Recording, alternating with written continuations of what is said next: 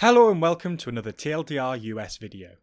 Last night, US President Donald Trump and former Vice President Joe Biden squared off in the first of three presidential debates. Moderated by Fox News' Chris Wallace, the topics for debate included Trump and Biden's record, the Supreme Court, COVID-19, the economy, race and violence in US cities, and, finally, the integrity of the election. We watched every minute of the debate, so in this video we're going to highlight the biggest moments of the debate, how this debate could shape the rest of the debate, and how it will shape the general election moving forward.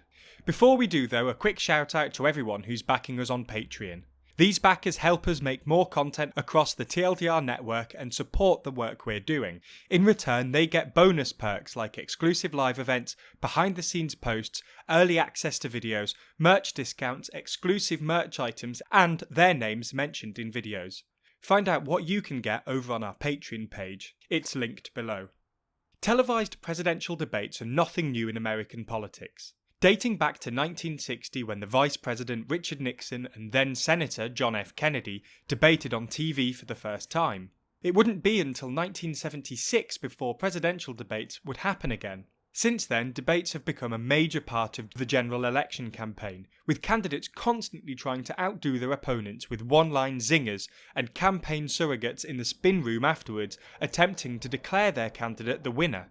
Anyway, before we get into the actual debate, we thought it'd be good to go through the rules and other factors that have led to this point. First of all, according to the Commission on Presidential Debates, or CPD, a non-partisan, non-profit organisation which sponsors the debate, there were three criteria to qualify for the debates. Number 1, candidates must meet the constitutional eligibility requirements to be a president, which encompasses a minimum age requirement of 35 years old, a minimum residency requirement of 14 years, and be a US citizen at the time of the candidate's birth.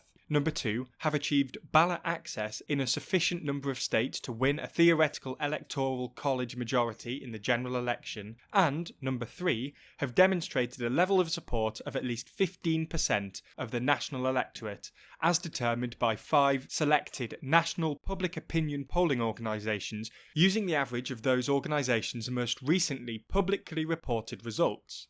It's worth noting that the polling requirement is what keeps third parties like the Libertarians, Greens and Constitution Party candidates from being included, despite the fact that the Libertarians and Greens have both secured ballot access to at least 270 electoral votes.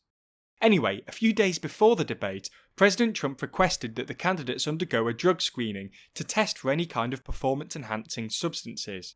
This is not surprising, considering the Trump campaign's insistence that former Vice President Joe Biden is undergoing a decline in his cognitive and mental faculties. Then, on Tuesday morning, less than 24 hours before the debate, Trump speculated that the former Vice President might use an electronic device in his ear and even requested that a neutral third party check the candidate's ears for such devices. However, Biden refused, with a Biden campaign spokesperson calling the claim absurd. Now, admittedly, it was difficult to understand them because they constantly talked over each other, but we'll do our best. Wallace began the debate on the topic of the Supreme Court, asking the candidates to make their case on the nomination of Judge Amy Coney Barrett on the 7th Circuit Court of Appeals. I will tell you very simply, we won the election. Elections have consequences. We have the Senate, we have the White House, and we have a phenomenal nominee, respected by all. Top academic, good in every way. The American people have a right to have a say in who the Supreme Court nominee is. And that say occurs when they vote for United States senators and when they vote for the President of the United States. They're not going to get that chance now because we're in the middle of an election already. And the justice, and I'm not opposed to the justice, she seems like a very fine person. But she's written before she went on the bench, which is her right, that she thinks that the Affordable Care Act is not constitutional. After a discussion on healthcare and getting the candidates back to the Supreme Court, Wallace asked the former Vice President if he would support packing the court. Or packing the court. Whatever position I take on that, that'll become the issue. The issue is the American people should speak. You're in voting now. Vote and let your senators know how you gonna strongly pack you the feel. court? Vote now. gonna pack the Make court? sure you, in fact, let people know He doesn't wanna you're a answer the senator. question. I'm not going to answer the question Why because wouldn't you answer that because question? the question you wanna is put a lot of the new question Supreme Court is justice, the radical question- left. Will you Who shut is up, on, man? Listen, who is on your list, Joe? The conversation turned to COVID-19, where Biden constantly blamed Trump for the 200,000 deaths that the US has experienced. 40,000 people a day are contracting COVID. In addition to that, about between 750 and 1,000 people a day are dying. When he was presented with that number, he said, it is what it is. Well, it is what it is because you are who you are. That's why it is. The president has no plan. He hasn't laid out anything. He knew all the way back in February how serious this crisis was. He knew it was a deadly disease. What did he do? He's on tape as acknowledging he knew it. He said he didn't tell us or give people a warning of it because he didn't want to panic the American people. You don't panic. He panicked. As you can imagine, Trump fiercely defended his administration's response to the pandemic and often said that Biden would have lost a lot more while insisting that a vaccine would be coming very soon. If we would have listened to you, the country would have been left wide open. Millions of people would have died, not 200,000, and one person is too much. It's China's fault. It should have never happened. They stopped it from going in, but it was China's fault. You wouldn't have closed it for another 2 months. By my doing it early, in fact, Dr. Fauci said, President Trump saved thousands of lives. Chris Wallace turned to the economy, where he asked the president about the economic recovery after COVID. Again, the president defended his administration's response. We closed it down, and now we're reopening, and we're doing record business. We had 10.4 million people in a 4-month period that we've put back into the workforce. That's a record the likes of which nobody's ever seen before. And he'll close down the whole country. This guy will close down the whole country and destroy our country. Our country is coming back incredibly well, setting records as it does it. We don't need somebody to come in and say, let's shut it down. And the idea that he is insisting that we go forward and open when you have almost half the states in America with a significant increase in COVID deaths and COVID cases in the United States of America. And he wants to open it up more. Why does he want to open it up? Why doesn't he take care of the American? You can't fix the economy until you fix the COVID crisis. As the discussion raged on, Trump went through periods of interrupting the vice president, then others where he'd be relatively silent while his opponent was speaking. When Wallace turned the discussion to President Trump's tax returns, Trump again insisted he paid millions of dollars in income tax. Is it true that you paid $750 in federal income taxes each of those 2 years? I paid millions of dollars in taxes, millions of dollars of income tax. He passed a tax bill that gave us all these privileges for depreciation and for tax credits. We build a building and we get tax credits like the hotel on Pennsylvania Avenue. You get a massive, which, by the way, was given to me by the Obama administration, if you can believe that. Is because of him he says he's smart because he can take advantage of the tax code. And he does take advantage of the tax code. That's why I'm going to eliminate the Trump tax cuts. And I'm going to eliminate those tax cuts and make sure that we invest in the people who, in fact, need the help. In regards to the records of the candidates, Chris Wallace, showing an overabundance of patience with both candidates as they talked over each other, and him, asked why voters should elect them as the president for the next 4 years. Let me just tell you, Joe, I've done more in 47 months. I've done more than you've done in 47 years, Joe. They said it would take a miracle to bring back manufacturing. I brought back 700,000 jobs. They brought back nothing. They gave up on manufacturing. Part of my standard fare. I was asked to bring back Chrysler and General Motors. We brought them back right here in the state of Ohio and Michigan. He blew it. They're gone. He blew it. And in fact, they're going. Ohio had the best year it's ever had last year.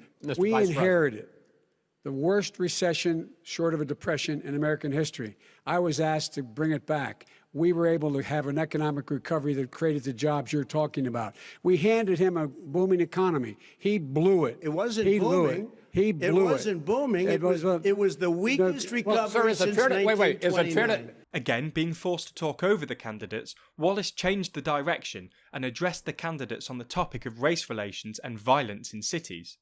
Why should Americans trust you over your opponent to deal with racism? He did a crime bill, 1994, where you call them super predators. African Americans are super predators, and they've never forgotten it. They've never forgotten it, Joe. No, sir, it's his 2 minutes. So you did that, and they call you a super predator, and I'm letting people out of jail now that you have treated the African American population community, you have treated the black community about as bad as anybody in this country. Trump also touted his passage of the First Step Act, a bill that not only had bipartisan support in Congress, but also made changes to federal sentencing requirements, and which President Trump signed into law in 2018. Biden countered by saying that Trump had done virtually nothing to improve race relations in America. 1 in 1,000 African Americans has been killed because of the coronavirus. And if he doesn't do something quickly, by the end of the year, 1 in 500 will have been killed. 1 in 500 African Americans. This man is a savior of African Americans. This man cares at all. This man's done virtually nothing. And the fact of the matter is, violent crime went down 17%, 15% in our administration. Wallace pressed him on the issue, referencing the fact that Biden never called for the National Guard to be used to deal with violent riots. Biden's explanation was that he is not the one currently holding public office, but did say that violence is never the answer. Once again, Trump consistently talked over Biden, again saying that it's the Democrat-run cities that were experiencing the violence. Wallace also gave Trump the opportunity to openly denounce white supremacist groups, which the president avoided doing. Do you want to call them? What do you want to call them? Give me a name. Give me a White name. supremacists and white like me to condemn? White supremacists and right Proud Boys, stand back and stand by. But I'll tell you what. Somebody's got to do something about Antifa and the left, because this is not a right-wing problem. This is a left-wing. FBI director This said is a left-wing problem. White supremacists. Antifa's an idea, not an organization. Oh, you gotta be not kidding. militia. The last topic Wallace addressed was election integrity. Trump again doubled down on his push for solicited ballots only, and again insisted that mail-in ballots would be fraught with errors and harvesting. His own Homeland Security Director, as well as the FBI Director, says there is no evidence at all that mail-in ballots are a source of being manipulated and cheating. They said that. And in terms of whether or not, when the votes are counted, and they're all counted, that will be accepted. If I win, that will be accepted. If I lose, that'll be accepted. But by the way, if in fact he says he's not sure what he's going to accept, well, let me tell you something. It doesn't matter, because if we get the votes, it's going to be all over. He's going to go. He can't stay in power. It won't happen. As far as the ballots are concerned, it's a disaster. If you have an unsolicited, they're sending millions of ballots all over the country. This is going to be a fraud like you've never seen. So that's pretty much the debate. One thing is for sure, it was quite interesting to see the two nominees duke it out on stage. While they talked over each other for most of the debate, they also painted starkly different pictures they have for America over the next 4 years. But what do you think? Who won the debate? Did the campaigns accomplish what they needed to in this debate? Let us know your thoughts in the comments below. And as always, be sure to subscribe and hit the bell icon to be notified whenever we post. Special thanks to our Patreon backers who make videos just like this one possible. And if you want to see your name listed at the end of the videos just like these people, then be sure to back us on Patreon. There's a link in the description.